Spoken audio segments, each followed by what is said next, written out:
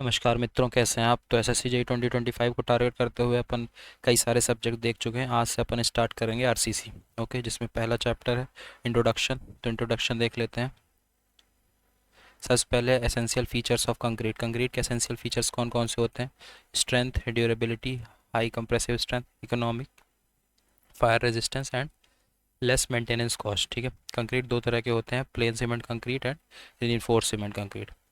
अब plane cement concrete के uses देखते हैं, कहाँ कहाँ यूज़ किया जाता है प्लेन सीमेंट कंक्रीट को। मास कंक्रीट वर्क में, लीन कंक्रीट वर्क में और सिंपल फाउंडेशन में। ठीक है। प्रॉपर्टीज़ की बात करें प्लेन सीमेंट कंक्रीट की तो क्या क्या है? It is a mixture of cement, fine aggregate and coarse aggregate without reinforcement. Plain cement किसका किसका प्लेन सीमेंट कंक्रीट किसका किसका मिक्सचर है?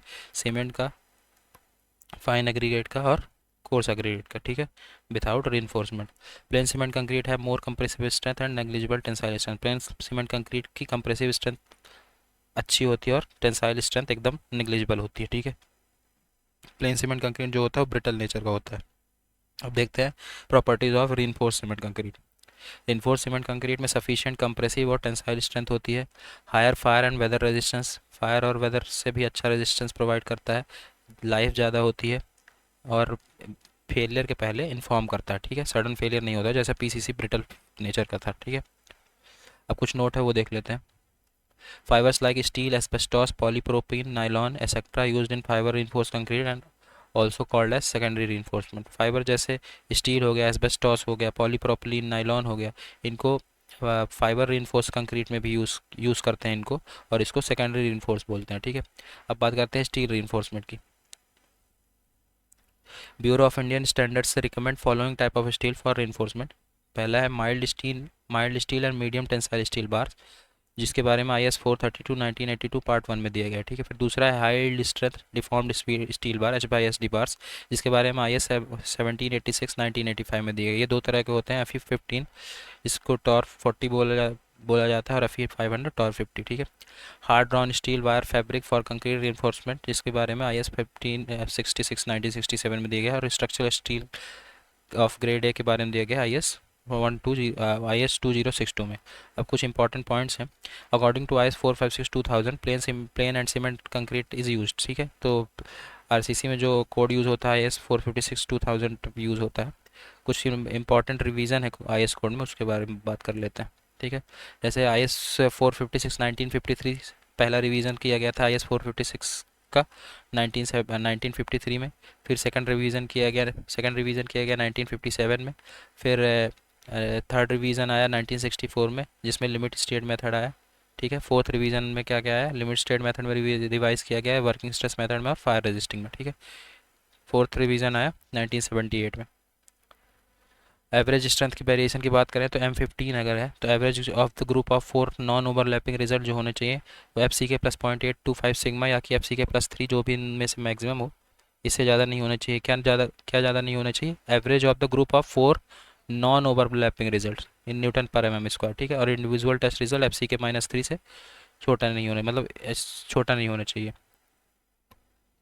And M20 should be greater और इक्वल टू, फॉर M20 it should be greater और equal to FC के +0.825 sigma और FC के +4, जो भी इनमें से मैक्सिमम हो, एंड FC के -4 से कम नहीं होने चाहिए। ठीक है। FC के क्या है? कैरेक्टरिस्टिक स्ट्रेंथ, सिग्मा है standard deviation. Test result of the sample is rejected if individual variation becomes greater than 15% of average. ठीक है। जो टेस्ट है वो रिजेक्ट कर दिया जाएगा अगर जो इंडिविजुअल टेस्ट रिजल्ट है वो उसमें 15% एवरेज का से ज़्यादा वेरिएशन आ गया। ठीक है। 15% +-15% ऑफ एवरेज से ज़्यादा वेरिएशन आ गया था। अब कुछ की पॉइंट्स हैं। For concrete members buried under aggressive subsoil और ground water, the minimum grade of concrete used is M35। ठीक है। कंक्रीट मेंबर जो कि एग्रेसिव सबसॉइल और ग्राउंड वाटर में बरीड है तो उसमें मिनिमम ग्रेड जो कंक्रीट का यूज़ करेंगे M35 यूज़ करेंगे। Grade of concrete for reinforced concrete shall not be lower than M20। जो ग्रेड ऑफ कंक्रीट है रीइंफोर्स्ड कंक्रीट के लिए वो M20 से छोटा नहीं होना चाहिए। ठीक है। स्टील को यूज़ करते हैं कंक्रीट में इन सिविल इंजीनियरिंग, मतलब कंक्रीट को यूज़, स्टील को यूज़ करते हैं कंक्रीट के साथ। ठीक है। अब बात करते हैं टारगेट मीन स्ट्रेंथ की। टारगेट मीन स्ट्रेंथ क्या है? It is defined as the design strength determine for the manufacture of reinforced concrete. ये एक डिज़ाइन स्ट्रेंथ है रीइंफोर्स कंक्रीट को मैन्युफैक्चर करने के लिए। ठीक है। ये यहाँ पे मीन वैल्यू आ जाएगी टॉप पे, ये 5% एरिया एंड दिस 5% एरिया। ठीक है। और यहाँ से यहाँ की वैल्यू है 1.645 सिग्मा। ठीक है। तो जो टारगेट मीन स्ट्रेंथ आएगी वो FC के 1.65 सिग्मा, ठीक है। अब equation is use when probability of block failure is 5% और लेस। ये इक्वेशन तब यूज़ की जाएगी जब ब्लॉक फेलियर की प्रोबेबिलिटी 5% या कि उससे कम हो, ठीक है। अब बात करते हैं स्टैंडर्ड डेविएशन की। क्वालिटी ऑफ कंक्रीट और strength variation is depend upon standard deviation. Concrete की क्वालिटी और स्ट्रेंथ का वेरिएशन डिपेंड करता है स्टैंडर्ड डेविएशन पे। अगर नंबर ऑफ टेस्ट सैंपल 30 या उस 30 से ज़्यादा या कि उसके बराबर है, ग्रेटर इक्वल टू 30 है, तो सिग्मा कैसे निकालेंगे? सिग्मा एक्स माइनस म्यू का होल स्क्वायर बाई एन, ठीक है। अगर नंबर ऑफ टेस्ट सैंपल 30 से कम है तब कैसे निकालेंगे? सिग्मा एक्स माइनस म्यू का whole square by n minus 1, okay. Average strength equal to sigma x by n, ठीक है। Strength of cube is the average of 3 specimen of the sample. जो strength of cube लेंगे वो 3 specimen के average, 3 sample के 3 specimen का average लेंगे, उसी को स्ट्रेंथ रिपोर्ट करेंगे, ठीक है। कोफिशिएंट ऑफ वेरिएशन क्या होता है? Coefficient of variation is the ratio of standard deviation upon mu, ठीक है। एन क्या है? Number of test sample. X है strength of block. X minus mu है deviation from the deviation from mean. X minus mu है, X minus mu है deviation from mean, ठीक है। Distribution of standard deviation sigma is measure of quality control. अपन ने बात किया कि स्टैंडर्ड डेविएशन से क्वालिटी कंट्रोल मेजर कर सकते हैं, मतलब क्वालिटी कंट्रोल बताता है, ठीक है। अगर स्टैंडर्ड डेविएशन ज़्यादा है तो स्ट्रेंथ वेरिएशन ज़्यादा होगा और क्वालिटी ऑफ कंक्रीट पुअर होगी, ठीक है। अगर स्टैंडर्ड डेविएशन लेस है तो स्ट्रेंथ वेरिएशन कम होगा, और मतलब स्ट्रेंथ में अगर वेरिएशन ज़्यादा है तो क्वालिटी पुअर होगी, स्ट्रेंथ में वेरिएशन कम है तो क्वालिटी अच्छी होगी, ठीक है। तो sigma directly proportional to strength variation and sigma inversely proportional to quality control, ठीक है। अब बात करते हैं मॉडुलस ऑफ इलास्टिसिटी की। मॉडुलस ऑफ इलास्टिसिटी सबसे पहले आता है इनिशियल टेंजेंट या कि dynamic modulus of elasticity. It is the slope of stress strain curve at the origin of curve. ये है स्लोप है स्ट्रेस स्ट्रेन कर्व का ओरिजिन ऑफ कर्व पे, ठीक है। It is also known as short term modulus of elasticity. Initial tangent modulus of elasticity को dynamic modulus of elasticity बोलते हैं और short term modulus of elasticity भी बोलते हैं, ठीक है। As per IS 456 1978 minimum grade M15 use करना है एज पर IS 456 1978, ठीक है। इसमें जो initial tangent modulus of elasticity, dynamic modulus of elasticity या कि short term modulus of elasticity क्या हो जाएगी? 5700 अंडर रूट FC के। ये है एज पर IS 456 1978, ठीक है। और एज पर IS 456 2000 जो अभी है, अभी यूज़ करते हैं IS कोड, उसके हिसाब से जो मिनिमम ग्रेड यूज़ करनी है M20 करनी है, ठीक है। और इसके हिसाब से short term modulus of elasticity 5000 under root FC के, ओके। अब बात करते हैं टेंजेंट मॉडुलस ऑफ इलास्टिसिटी की। Slope of tangent of any point in the stress strain curve is known as tangent modulus of elasticity, ठीक है। किसी भी पॉइंट पे slope of tangent, stress strain curve के किसी भी पॉइंट पे स्लोप ऑफ टेंजेंट को टेंजेंट मॉडुलस बोलते हैं, ठीक है। It is also known as instantaneous value of modulus of elasticity. इसको instantaneous value of modulus of elasticity बोलते हैं, ठीक है। अब फिर आता है secant modulus of elasticity. Slope of line joining the any point on stress strain curve to the origin is called secant modulus of elasticity. Slope of line stress strain curve में एक लाइन का slope जो किसी भी point को stress strain curve में origin से join करे, ठीक है, any point of stress strain curve to the origin is called secant modulus of elasticity. In designing secant modulus should be used. Designing में secant modulus of elasticity use की जाती है, ठीक है। Modulus of elasticity of concrete is also called as secant modulus of elasticity. जो concrete की modulus of elasticity है उसी को सीकेंट मॉडुलस ऑफ इलास्टिसिटी बोलते हैं, ठीक है। इलास्टिक रीजन में तीनों modulus of elasticity, initial tangent, tangent modulus of elasticity और secant modulus of elasticity equal होता है, ठीक है। और इन इलास्टिक रीजन में initial tangent modulus of elasticity ज़्यादा होता है टेंजेंट मॉडुलस ऑफ इलास्टिसिटी, और टेंजेंट मॉडुलस ऑफ इलास्टिसिटी ज़्यादा होता है सीकेंट मॉडुलस ऑफ इलास्टिसिटी से, ओके। एक सेकंड थोड़ा सा रफ कर लें। Lower strength of concrete has greater ductility. जो लो स्ट्रेंथ के कंक्रीट होते हैं उनकी डक्टिलिटी ज़्यादा होती है। Curve generally linear up to the stress of 0.6, मतलब 15% आए, मतलब 0.6 times of peak stress 15%। Curve जो है लीनियर होता है 0.6 टाइम्स ऑफ पीक स्ट्रेस तक, ठीक है। अब बात करते हैं क्रीप की।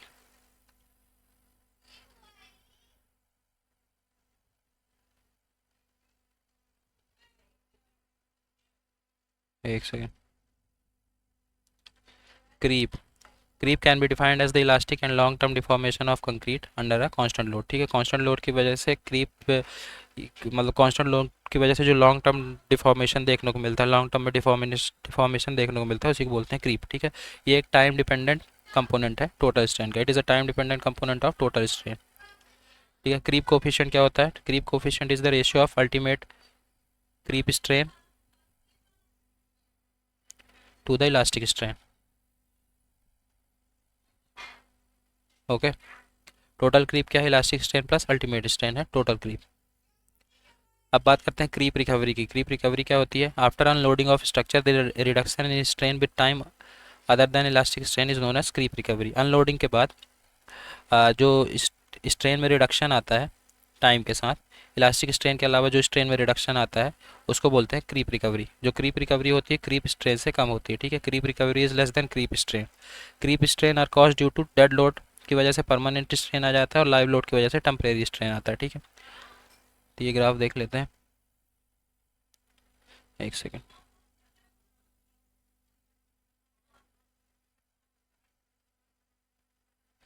ये ग्राफ है, ये डिफॉर्मेशन है, ये टाइम है, ग्राफ है, ठीक है। यहाँ से चालू होता है, ठीक है। ये इलास्टिक रिकवरी हो गई। इलास्टिक रिकवरी के बाद क्रीप रिकवरी चालू होती है, ठीक है। इलास्टिक रिकवरी तो जैसे ही लोड हटाएंगे तुरंत हो जाएगी यहाँ तक की रिकवरी। उसके बाद over the time creep recovery होगी धीरे धीरे, ठीक है। और यहाँ तक ये जो है ये परमानेंट डिफॉर्मेशन हो गया है, ठीक है। डेड लोड की वजह से होता है परमानेंट डिफॉर्मेशन और लाइव लोड की वजह से होता है टेम्परेरी स्ट्रेन, ठीक है। डेड लोड की वजह से होता है परमानेंट स्ट्रेन और लाइव लोड की वजह से टेम्परेरी स्ट्रेन। एक सेकंड थोड़ा रफ कर लें।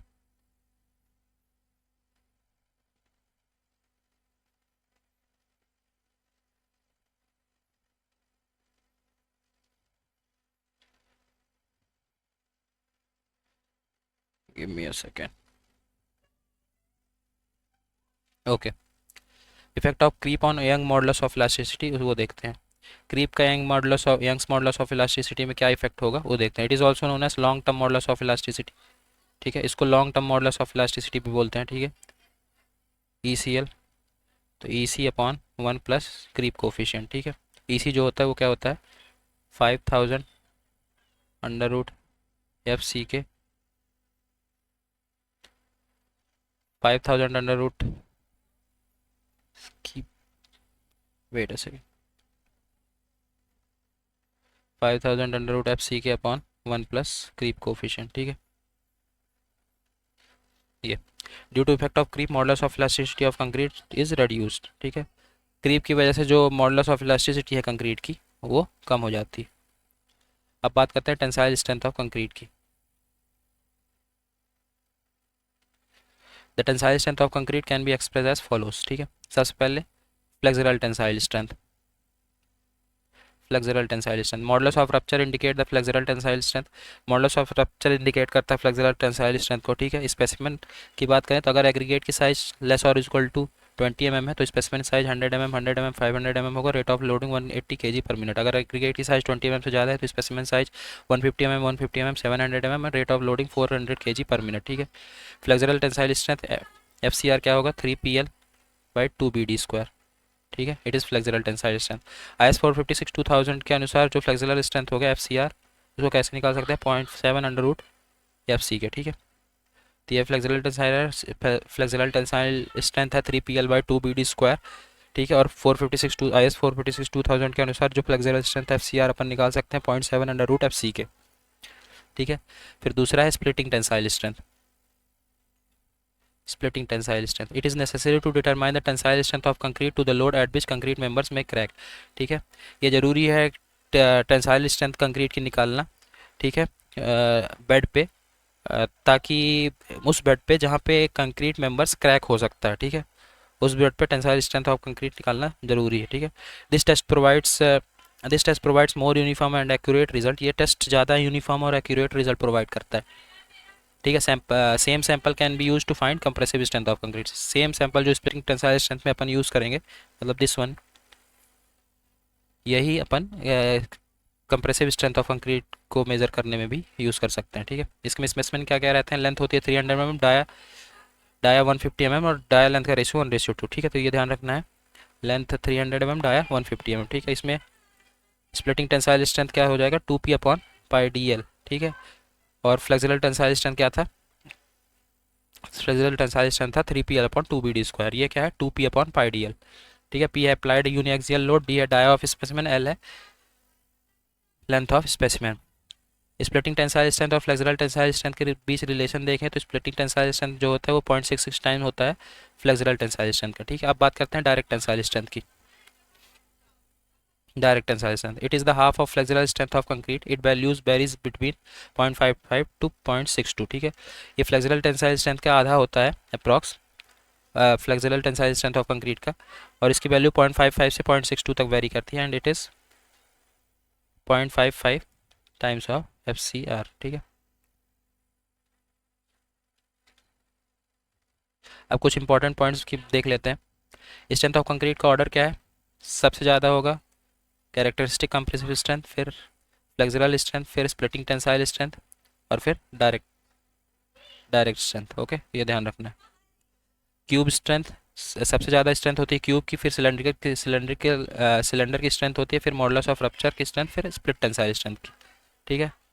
Higher modular ratio so lower compressive strength of concrete, ठीक है। मॉडुलर रेशियो जितना ज़्यादा होगा उतना वो शो करेगा, उतना कम lower strength compressive strength concrete show करेगा, ठीक है। जितना ज़्यादा मॉडुलर रेशियो होगा उतना lower compressive strength of concrete होगा, ठीक है। तो मॉडुलर रेशियो जो होता है inversely proportional to compressive strength of concrete, ऐसा ध्यान रखना है, ठीक है।